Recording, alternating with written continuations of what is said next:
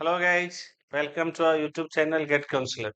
जैसे कि अभी आप लोग जान रहे हैं कि एमयू मतलब अलीगढ़ मुस्लिम यूनिवर्सिटी एक बहुत बड़ा जो है इसका डिस्प्यूट चल रहा है और पेपर में न्यूज़ चैनल्स पे भी आ रहे हैं।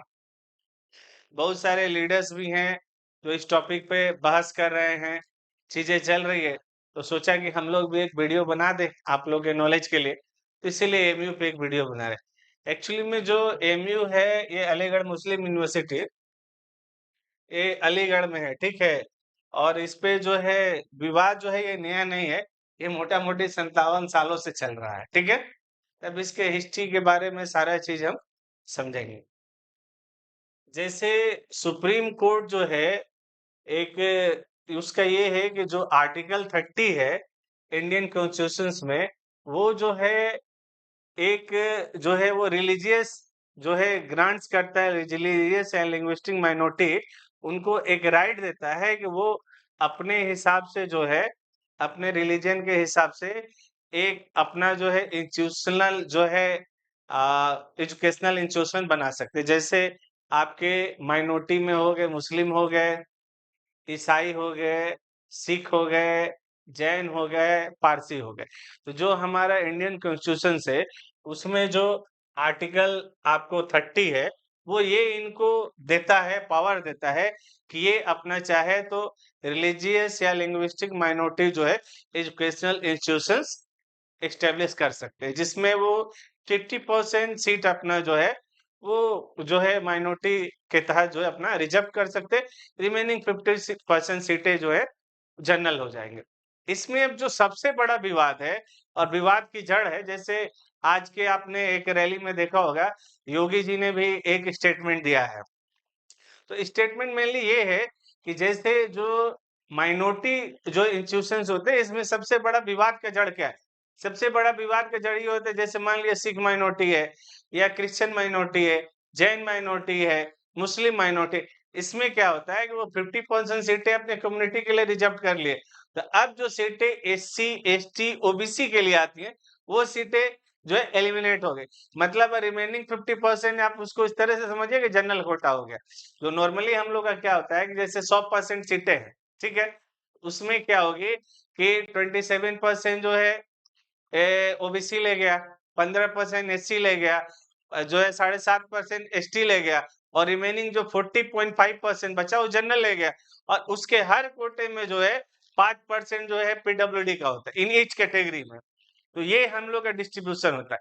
लेकिन जो माइनॉरिटी है, जैसे मुस्लिम minority, Sikh minority, Jain minority, ठीक है, क्रिश्चियन माइनॉरिटी, पारसी माइनॉरिटी, उस केस में क्या होता है कि उसमें जो है ये आपको जो सीट का डिस्ट्रीब्यूशन वो खत्म हो जाता है। तो जो योगी जी ने आज वर्डिक्ट दिया वो यही कह रहे हैं कि भैया एससी, एसटी, ओबीसी वाला कहाँ गया? यहाँ तो 50% उसको मिल जाएगा। तो नहीं, इसमें जो मेन मामला है यही जो योगी जी का स्टेटमेंट यही था कि फिर एससी, एसटी, ओबीसी का रिजर्वेशन कहाँ गया? मेन मुद्दा ये था।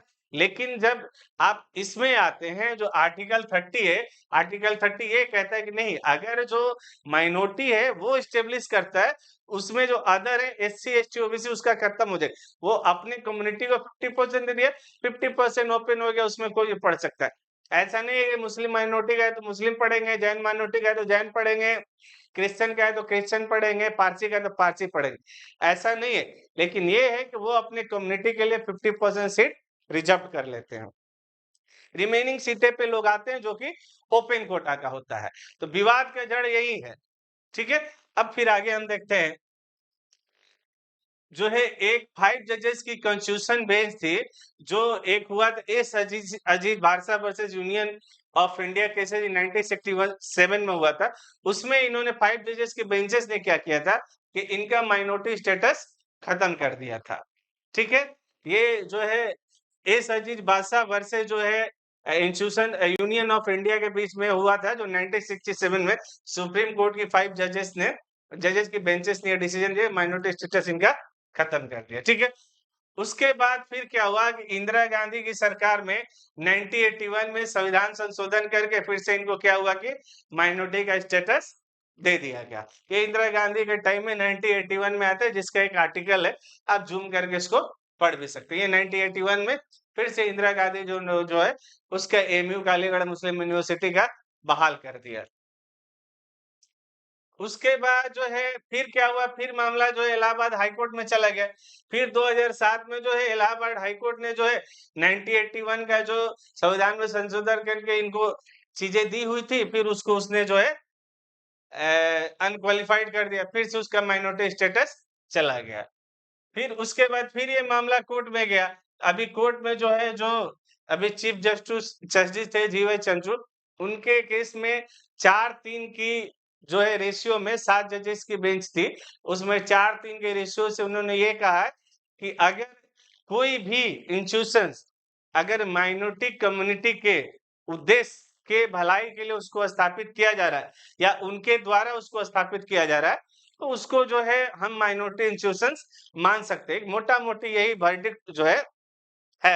तो उस पे इन्होंने क्या किया कि एक 3 बेंच की जजेस को इन्होंने केस रेफर कर दिया है कि अब वो इसको ये देखेंगे कि जो है इसको कब बना, किसने बनाया, किस परिस्थिति में बनाया, किसने फंडिंग दी, किस उद्देश्य से बनाया, और उसके बाद वो फाइनल जजमेंट दे देंगे कि एमयू जो है मुस्लिम माइनॉरिटी रहेगी या नहीं रहेगी।